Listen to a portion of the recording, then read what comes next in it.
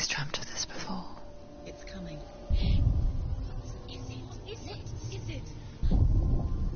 They say dreams are visions of our memories, thoughts and fears, as seen by our inner eye.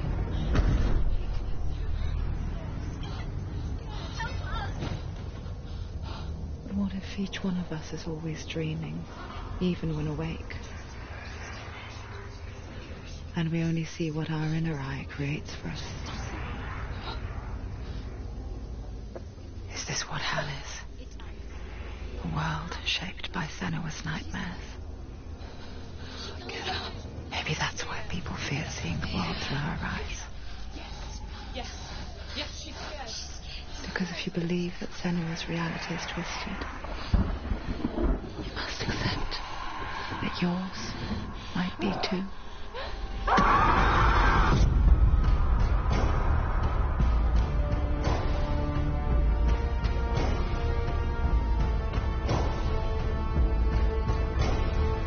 Hellblade: Senua's Sacrifice is a video game about Senua, a Celtic warrior on a vision quest into Viking territory. But what sets our hero Senua apart is that she suffers from severe psychotic mental illness.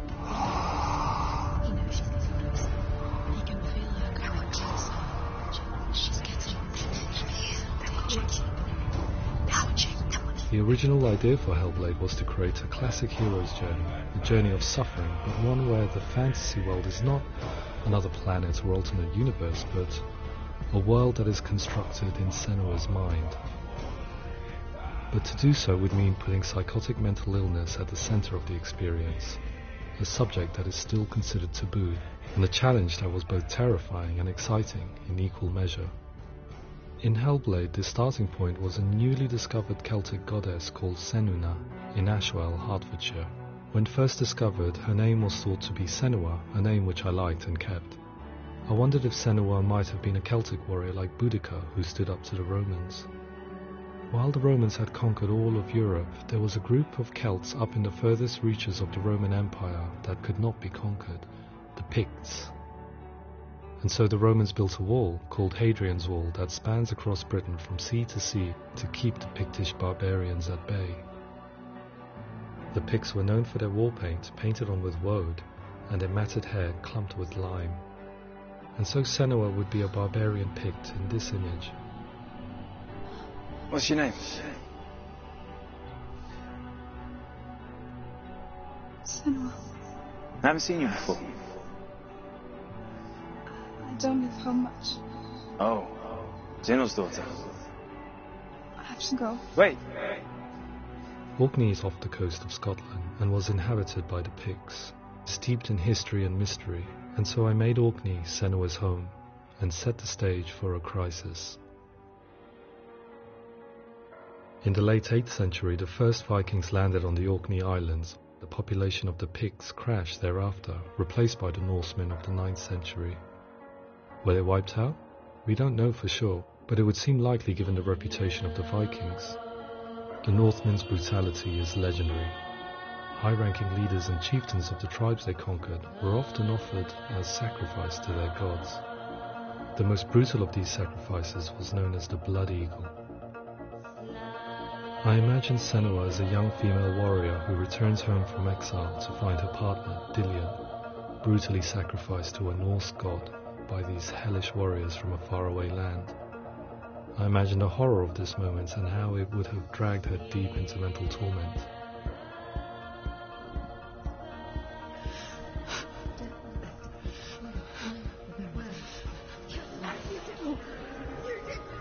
No!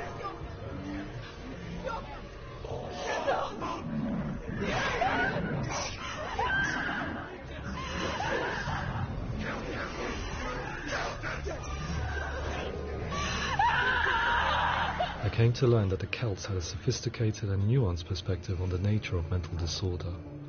One term they used was Gelt.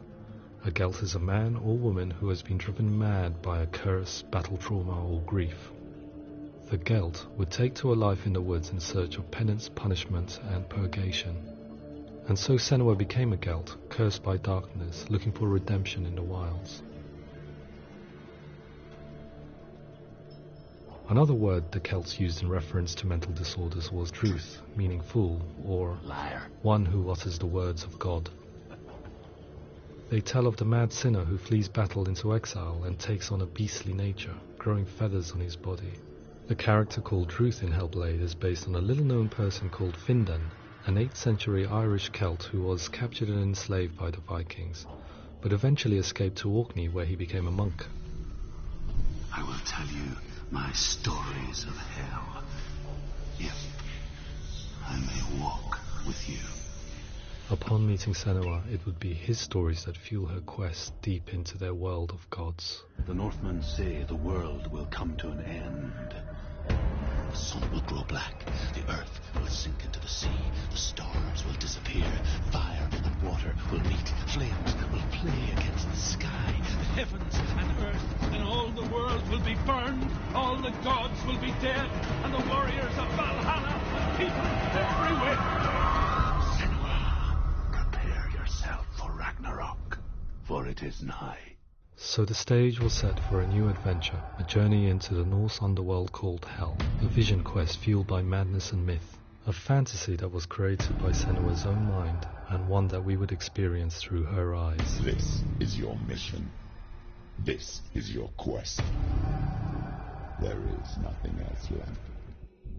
To make a game about a warrior with psychotic mental illness as its central theme was fraught with danger. Mental illness, such as psychosis, is still taboo and rarely acknowledged in a century of cinema, never mind the new medium of games. Where it does feature, it often conflates psychosis and psychopathy associated with a lack of empathy. It is unfortunate that these two words sound so similar that they are used interchangeably in media. I must admit that I didn't have to look very far to discover my own ignorance of the subject. So we reached out to Paul Fletcher, psychiatrist and professor of health neuroscience at University of Cambridge. Psychosis is a descriptive term, and it refers to having a loss of contact with objective reality. So it's characterized by two main sets of symptoms. One of them is hallucinations, where somebody experiences perceptions when there is no actual objective thing out there to perceive. You're already dead. Who are you? And the other is delusions, where somebody comes to very often bizarre, unpleasant, frightening beliefs when there's no good evidence in favour of them. There's no doubt about it. The source of the darkness is in Helheim. And the goddess Hela holds his soul there. We reached out to Welcome, a biomedical research charity that spends billions on research and awareness programs aimed at improving health. Mental health hasn't always been presented in the media in a way that is particularly helpful. It can be challenging to engage people with the subject matter, and there are a lot of preconceived ideas about mental health, and particularly schizophrenia and psychosis. So we hope our support allows the team to continue to collaborate with Paul Fletcher and with those who have experience of psychosis to create a game that provides a fresh perspective on the condition and allows audiences to engage with it in a way that just wouldn't be possible in any other medium. What started out as a brief consultation convinced me that we were only scratching the surface of an immensely deep and interesting subject that could enrich and change the very nature of the game. That's cool. Thanks so much for coming here. Pleasure, thanks. It's really interesting for me, and I'd love to be involved. I think it's fascinating. Our understanding of psychosis is still very much a mystery, and ways of treating it are still primitive compared to physical illness. After all, it is easy to see the pain and suffering caused by physical diseases or physical trauma. It is not so easy to see the mental suffering and trauma of severe mental illness. But what if we could find a way to see it? Games are capable of drawing you in for hours on end, playing the role of a character who is different from you, experiencing their perspective, and actively involving you in a world that functions with a different set of rules.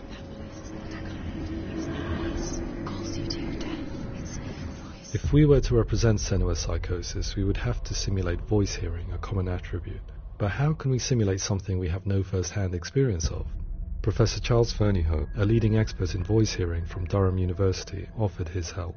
Hearing voices is an experience that is usually associated with severe mental illness, and crucially we know that hearing voices is a part of ordinary life for many people who don't meet the criteria for mental illness.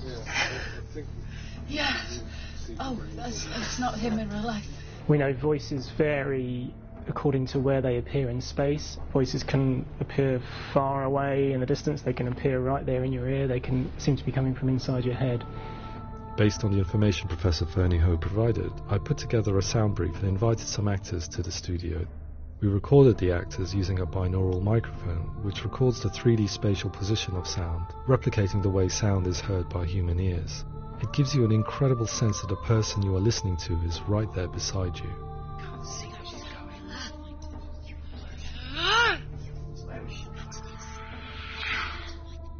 Rachel Waddingham from the Voice Collective came to our studio with 2 young voice hearers to speak to our team.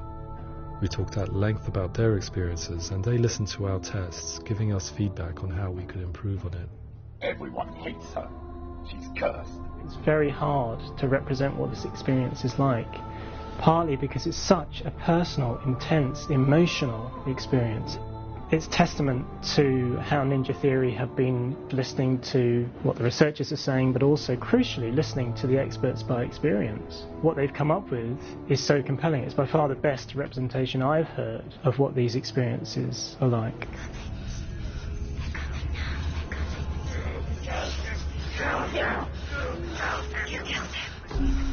Other common attributes of psychosis are visions and flashbacks. We met with Recovery College East, who work with and care for people recovering from severe mental disorders. A group of service users gave us their first-hand account of what they experience. Sometimes when the visions or what we're seeing is too much, it becomes more difficult until eventually we perhaps don't see anything. The people we spoke to, the stories they told, were fascinating, harrowing and mind-boggling. The reality of what people experienced was vivid, far exceeding what I could possibly have imagined. We went away itching to represent some of these visions and flashbacks in the game. Pansville, now my heart is so, love is so far away. Don't you know how I wanna feel deeper? I could never know how you grow, all these days are killing me.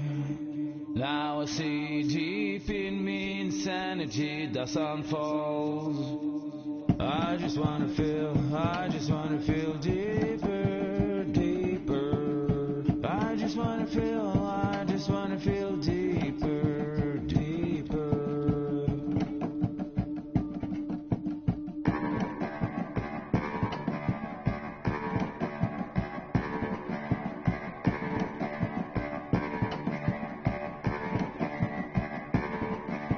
Pansville, now my heart is so, love is so far away. Don't you know how I wanna feel deeper? I could never know how you grow, all these days are killing me. Feel like this, read like this, I just wanna live, that's all. I just wanna feel deeper, deeper. I just wanna feel deeper, deeper.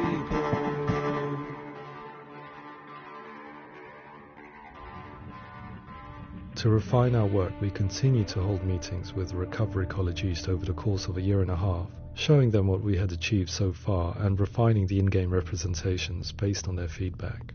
With their help, flashbacks, visions and changes in perception were woven into the story and gameplay of Senua.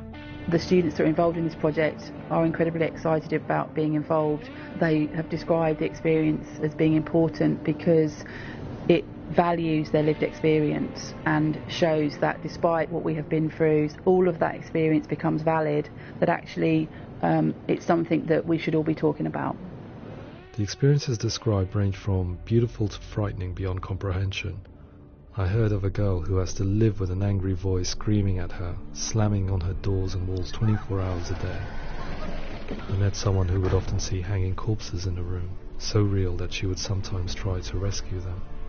The panic and fear that comes with such visions is entirely understandable, and it can be a living horror for some.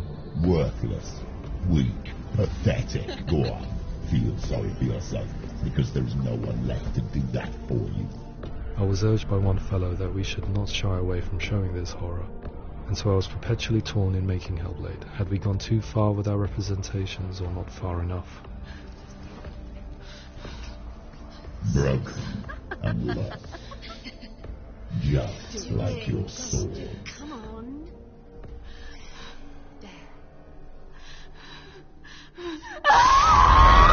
In some ways, voice hearing and visions were the low-hanging fruit, so to speak. There's another aspect of psychosis that is much harder to explain, but one that I think video games are uniquely able to represent, which are often called delusions. People begin to see patterns in the world. They begin to link things that most people wouldn't link. Most of the things that we might think would be coincidence or, not worth commenting on. Nevertheless, that might have a particular salience or importance for them. One individual described how everyday words, sounds, colours and objects were steeped in meaning to him, forming a strange and sinister puzzle that he was determined to solve but could not quite get to the bottom of. It's not just brain dysfunction. It's not like the system shut down. It's actually an incredibly creative process. The person creates a world populated with voices and phantasms and terrors, and they're completely immersed in it. They believe in it. We often invite people into the studio to play the game. In one of our playtests, they played through much of the game, making associations between runes, secret messages, and the threat of darkness that stalked them. There are many things that happen in the world of Hellblade that make perfect sense within the context of Senua's mind.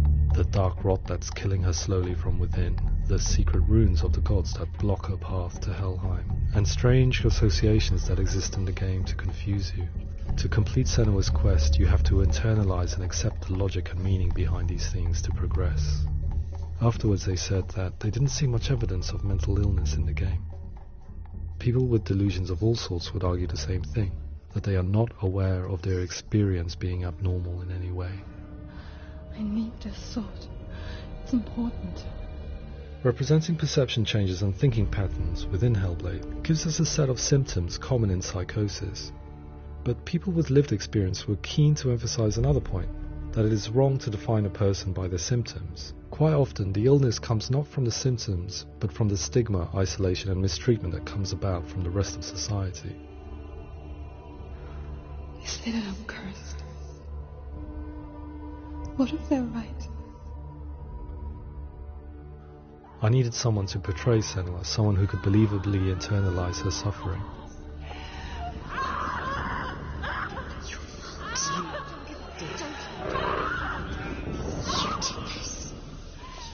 Melina Jurgens, our video editor, had been a stand-in for Senua over a few months while we perfected our motion capture techniques.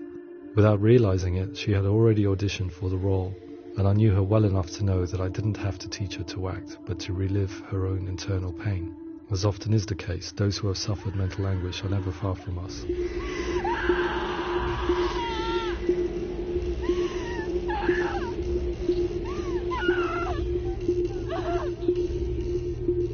My hope is that by creating a compelling and aspirational character in Senua who feels very much real, albeit in a fantasy setting, we can provide a lens into her reality, a different one to yours, and this is where storytelling comes into play. I imagined her life based on common threads in real people's lives. She was always prone to psychosis as a child. Her mother Galina also heard voices and had visions, so perhaps there was a genetic aspect. Or perhaps it was cultural, as she lived within a world without science, of gods and a superstition, as exemplified by her druid father Zimbal. Psychosis developed in her late teens to early 20s and was exacerbated by stigma and isolation at the hands of the clansmen and her father. This darkness. It's spreading. The trauma of seeing her lover Dillian sacrificed tips her over the edge, making her remodel her reality around a concept that connects everything: the darkness.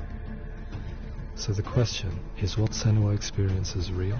Can only be answered by saying, yes, it is real. It is her reality. All of her suffering will have been for nothing. It's just a matter of time.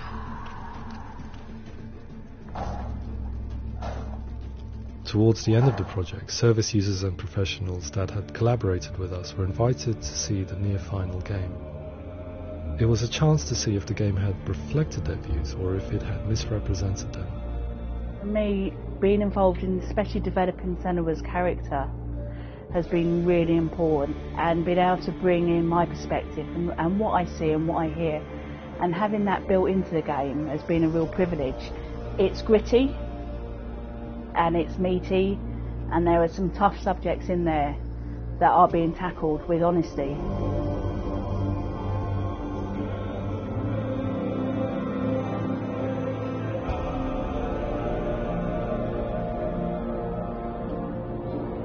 I was blown away by it today, absolutely blown away. It was just fantastic to get the opportunity to use our lived experience in a very creative way. There's nothing tokenistic about the work we've put in. It feels like we've been listened to, things have been taken on board, and I think there was a lot of realism in the game itself, and it feels very authentic.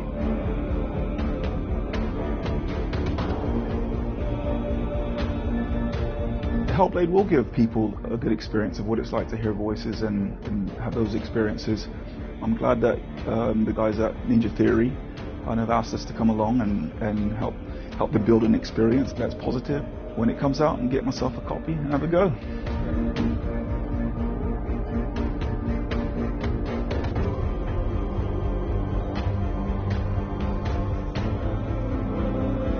I think all the way through I was really inspired by how the conversations have translated into the game in a way that I think I didn't imagine was possible. So wonderful, really wonderful.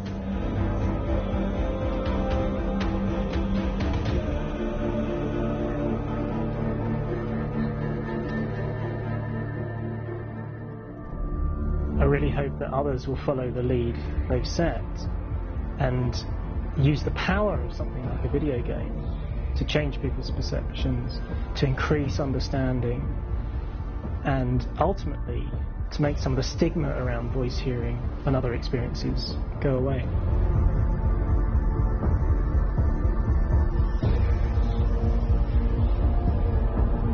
For me, it was really exciting to see something that I explore scientifically being represented so beautifully in a character who's trying to penetrate the mysteries of the environment in which they've been placed, with all of this strange uncertainty and noise and conflicting information that they're getting. I'm very excited by this way of trying to represent mental illness, because I think it actually might be offering us insights that we wouldn't get from pure scientific explorations, and actually giving us quite an empathic view of what it might be like.